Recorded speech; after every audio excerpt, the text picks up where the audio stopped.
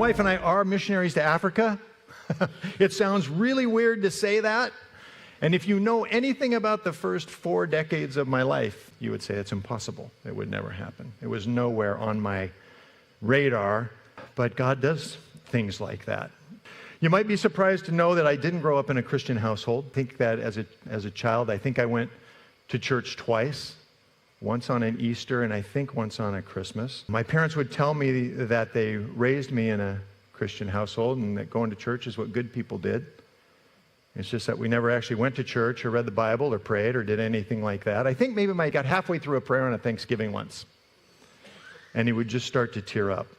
My wife can testify to that. She was there. But I was brought up in a house where I was taught I could do anything that I set my mind to. Was anyone told that as a child? You can do anything that you set your mind to. And so I set off trying to do that. And I believed it because my parents told me that over and over and over and over again.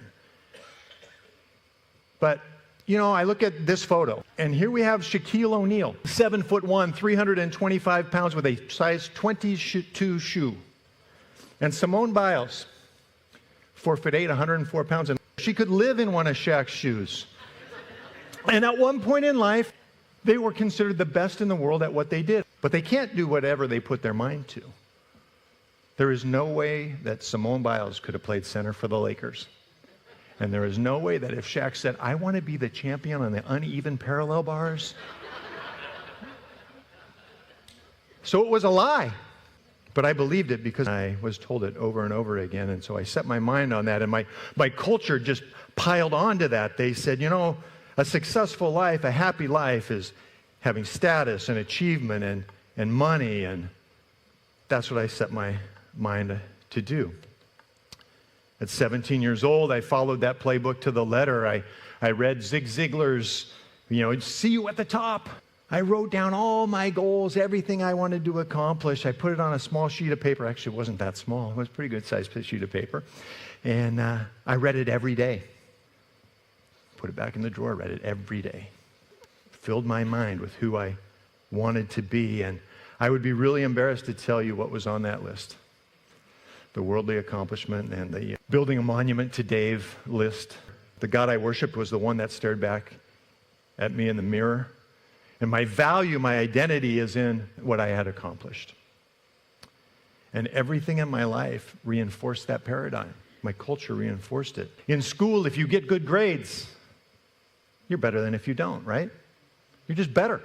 In sports, if you win, it's better than losing. To me, and I know my wife's going to cringe on this, I used to tell her, honey, if I'm second, I'm first loser. If I played golf, I could go beat a couple hundred players, but if I came in second, I was first loser in my mind. And in my work life, success is rewarded with praise and with prestige and with money. And in my case, being a Wall Street guy, a corner office. So I worked my way through college, and I was one of the youngest people ever to be hired by a major firm on Wall Street. I worked in Beverly Hills.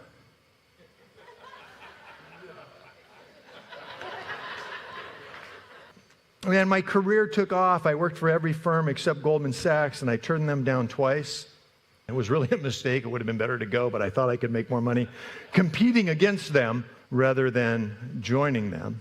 And one firm that I worked for in 1992, when we opened their office on the West Coast, I wasn't allowed to have a client that was worth less than $50 million. And that was 32 years ago. Oh, I've got some stories for you about these people. One was a famous rock star. You'd know her name if I said it. Got introduced to her, and she wanted to open an account. I was super excited. You would know their family well. And she said, we want to start with a $3 million account. I was excited about that. We're filling out the paperwork, and we go, well, what is this for? And she said, well, it's for the well-being of my cat.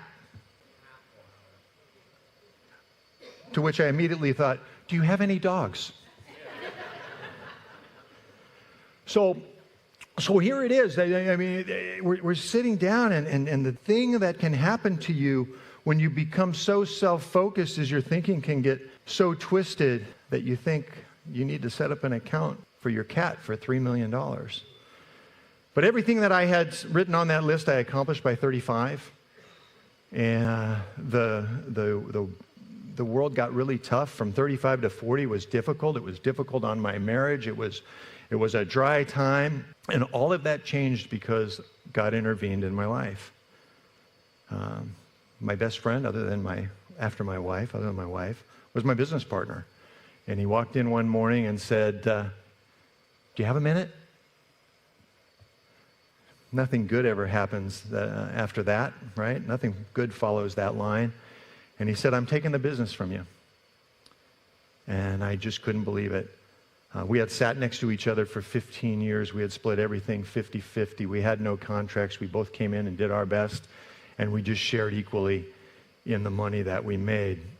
He was so close to me that he actually was the first person to have authority on a power of attorney to pull the plug on me if I was sick. And he said, I'm taking the business from you. And my world came crashing down, much like the walls of Jericho, and my head was just spinning, and I don't really remember much of what he said after that, but I was humiliated.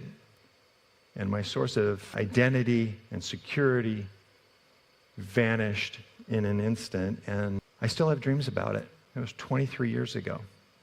I still dream about it. But a month later, after a lot of discussions with my wife, we didn't pray because I didn't pray yet. We decided to move to a small town in Northern California to raise our children, and part of it was that was the only place I could afford to live. I didn't have an income anymore. And we stumbled into this tiny church. It had maybe 50 people in it. Had a nice little white steeple. It reminded her of where she grew up in Ohio. And it was the first time that I'd heard the gospel message. No one had ever told me. Not my parents, not my teachers in school, not my workmates, and certainly not entertainers that have $3 million accounts for their cats. And after everything that my childhood dreams had been taken from me, I ended up in this small town, in this little church. And when I got there, do you know who was sitting in the front row? Jesus was sitting in the front row.